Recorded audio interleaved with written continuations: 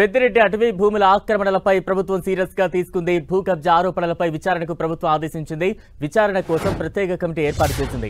చిత్తూరు జిల్లా కలెక్టర్ సుమిత్, జిల్లా SP Manikanta, IFS అధికారి యశోదాబాయితో ప్రత్యేక కమిటీని నియమించింది. ఈ భూ కబ్జా అక్రమాలపై పూర్తి స్థాయిలో దర్యాప్తు జరిపి నివేదిక ఇవ్వాలని ఆదేశించింది. కమిటీ నివేదిక ఆధారంగా తదుపరి చర్యలు తీసుకోనుంది.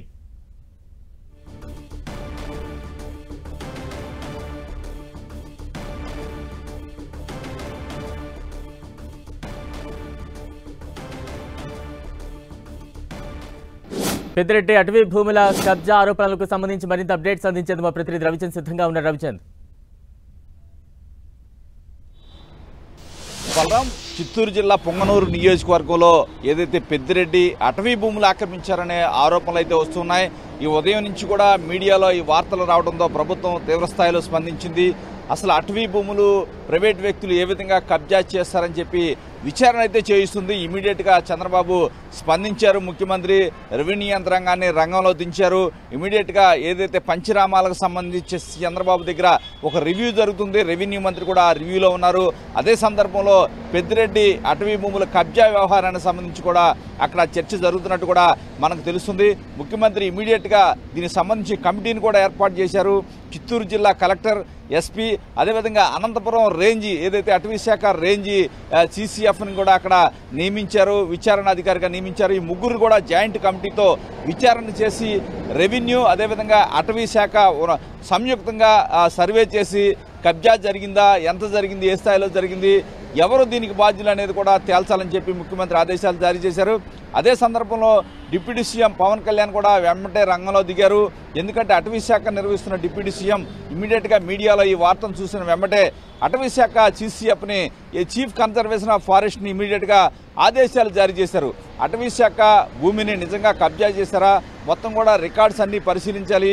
ఇమీడియట్గా స్థానిక అధికారులు అక్కడికి పంపి ఏ స్థాయిలో కబ్జా జరిగింది, ఎవరు దీనికి బాధ్యులు నిగ్గు తేల్చాలని కూడా పవన్ కళ్యాణ్ ఆదేశాలు జారీ చేశారు. ఏదైనా ఈరోజు ప్రభుత్వం మొత్తం కూడా అప్రమత్తమైంది. ఈ విధమైన కబ్జాలు పెద్దిరెడ్డి ఇప్పటికే చాలా ఆరోపణలు వచ్చాయి అతని మీద. అదేవిధంగా తిరుపతి ప్రాంతం కావచ్చు, మదనపల్లి ప్రాంతంలో కావచ్చు, చాలా ఆరోపణలు అయితే పెద్దిరెడ్డి మీద వస్తున్నాయి. కానీ ఇప్పటికీ కొన్ని బయటపడుతుంటో ప్రభుత్వం కూడా చాలా సీరియస్గా స్పందిస్తుంది. ఎందుకంటే అటవీ భూముల్లో ప్రైవేటు వ్యక్తికి పట్టాలు ఎలా వచ్చాయి, అక్కడ ఏ విధంగా కబ్జా చేశారు, ఏదైతే అడంగల్లో భూములను ఏ విధంగా అక్కడ పెంచారు. ఎందుకంటే పట్టా భూములు 6 ఎకరాలు అటవీ భూముల్లో కలిసి ఉన్నాయని కొంతమంది చెప్తున్నారు.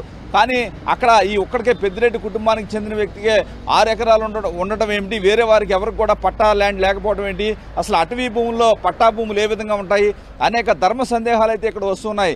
ఈ నేపథ్యంలో మరింత లోతైన దర్యాప్తు అవసరమని ముఖ్యమంత్రి భావిస్తున్నారు. దీని పట్ల ప్రభుత్వం కూడా చాలా సీరియస్గా ఉంది.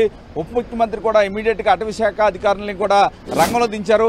మొత్తానికి వీలైన తొందరలోనే ఈ నివేదిక బయటకు వచ్చే అవకాశం ఉంది. ఆ నివేదిక బయటకు వచ్చాక బాధ్యులపై చర్యలు తీసుకోవాలని ప్రభుత్వం భావిస్తోంది. బలరాం, రవిచందర్, అటవీ భూముల కబ్జా ఆరోపణలపై పెద్దిరెడ్డి గానీ ఆయన అనుచర వర్గం కానీ ఏమైనా రియాక్ట్ అవుతుందా?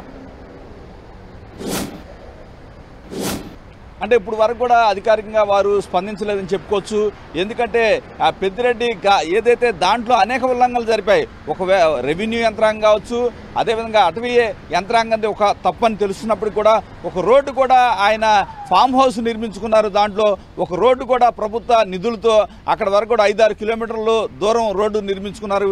ఇవన్నీ కూడా ఏదైతే అధికార దుర్వినియోగంతో ఆనాడు ప్రభుత్వ అండతో యథేచ్ఛగా ఈయన ఏదైతే ఫారెస్ట్లో ఒక బంగ్లా, ఒక విలాసవంతమైన బంగ్లా నిర్మించుకున్నారని కూడా ఆరోపణలు వస్తున్నాయి. మొత్తానికి ఈ వ్యవహారానికి సంబంధించి కూడా ఇప్పుడు వరకు కూడా అటువైపు నుంచి ఏమీ స్పందన రాలేదు.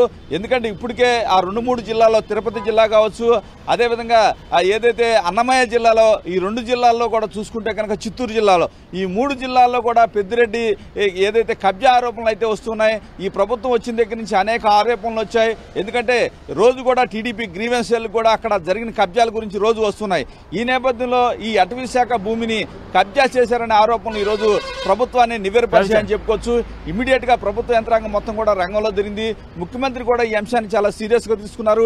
డిప్యూటీ సీఎం కూడా అటవీ శాఖ యంత్రాంగం మొత్తం కూడా దాని మీద దృష్టి పెట్టి ఇమీడియట్ గా నివేదిక ఇవ్వాలని కోరటం జరిగింది. బలరాం, రవిచంద్ర, అంటే ఈ కబ్జా భూముల విస్తీర్ణం ఎంతవరకు ఉండే ఛాన్సెస్ ఉన్నాయి, దానికి సంబంధించి ఏమైనా లెక్కలు ఉన్నాయా? మరోవైపు ఎంత కాలంగా ఇటువంటి కబ్జా భూములను ఈయన ఎంజాయ్ చేస్తున్నారు, దీనికి సంబంధించి ఎటువంటి అప్డేట్స్? అంటే ఇది పొంగనూరు నియోజకవర్గంలో పులిచెర్ల ప్రాంతంలో ఉంది అని చెప్తున్నారు. ఎందుకంటే అక్కడ నుంచి చూసుకుంటే కనుక ఆ దగ్గర ప్రాంతంలోనే పొంగనూరు నియోజకవర్గం అంటే సుదీర్ఘ కాలంగా పెద్దిరెడ్డి అక్కడ ఎమ్మెల్యేగా ప్రాతినిధ్యం వస్తున్నారు. మొన్న వైసీపీ పూర్తిగా ఓడిపోయినప్పటికీ కూడా ఆయన ఎమ్మెల్యేగా గెలవడం జరిగింది. ఆయన పట్టు అయితే ఆ ప్రాంతంలో ఉందని చెప్పుకోవచ్చు. కానీ ఆయన అటవీ భూముల్లో ఒక ప్రైవేటు భూమి ఎలా ఉంటుందనే ఒక చర్చ జరుగుతుంది. అంటే దీంట్లో ప్రభుత్వ యంత్రాంగం హస్తం లేకుండా ఎవరు కూడా కబ్జా చేసే అవకాశం లేదు. గత 5 సంవత్సరాలుగా అధికారాన్ని ఏ విధంగా దుర్వినియోగం చేశారో ఇది ఒక ఉదాహరణ చాలని చెప్తున్నారు. అంటే వీరు చెప్తున్న ఏదైతే అనధికారిక సమాచారం ప్రకారం అక్కడ 6 ఎకరాలు ఏదైతే పట్టా భూమి పెద్దిరెడ్డి కుటుంబ సభ్యులకు ఉందని చెప్తున్నారు. కానీ అటవీ భూముల్లో పట్టా భూమి ఏ విధంగా ఉంటుంది, ఒకవేళ పెద్దిరెడ్డి కుటుంబ సభ్యులకు పట్టా భూమి ఉంటే వేరే ఎవరికైనా ఉండాలి కదా అనే ఒక చర్చ అయితే జరుగుతుంది. కానీ మొత్తం కూడా 78 ఎకరాల అడంగల్లో ఎక్కిందని కూడా చెప్తున్నారు. కేవలం 6 ఎకరాలు మాత్రమే వారికి పట్టా ఉన్నప్పటికీ కూడా అక్కడ 75 ఎకరాల అడంగల్లో కావచ్చు రెవెన్యూ రికార్డులో కూడా చూపిస్తుందని చెప్తున్నారు. మరోవైపు అటవీ శాఖ భూముల్లో ఈ భూమి ఉందో లేదో అనేది తెలియాల్సిన అవసరం ఉంది. ఎందుకంటే అటవీ శాఖ రెవెన్యూ శాఖ ఇద్దరు కలిసి సంయుక్తంగా సర్వే నిర్వహించాలి. ఎందుకంటే అటవీ భూముల్లో ప్రైవేట్ భూమి ఏ విధంగా ఉంటుందనే చర్చ జరుగుతుంది. ఈ నేపథ్యంలో ఇది ఉన్నత స్థాయి విచారణ జరిగితే తప్పించి ఎంత కబ్జా అయింది అనేది పూర్తిగా తెలిసే అవకాశం లేదు. అందుకే జాయింట్ కమిటీని ఏర్పాటు చేశారు. ఎవరైతే ఎస్పీ ఉన్నారు అక్కడ చిత్తూరు జిల్లా, కలెక్టర్ ఉన్నారు, అదేవిధంగా అనంతపురం రేంజ్ ఏదైతే ఫారెస్ట్ రేంజ్ ఆఫీసర్ని కూడా అక్కడ 3 కమిటీగా నియమించారు. వీళ్ళైనా తొందరలోనే వారు మొత్తం కూడా నివేదికను బయటికి తీసుకొచ్చి ఎంత కబ్జా జరిగింది, దీనికి బాధ్యులు ఎవరు అనే ఒక నివేదికని ప్రభుత్వానికి సమర్పించబోతున్నారు.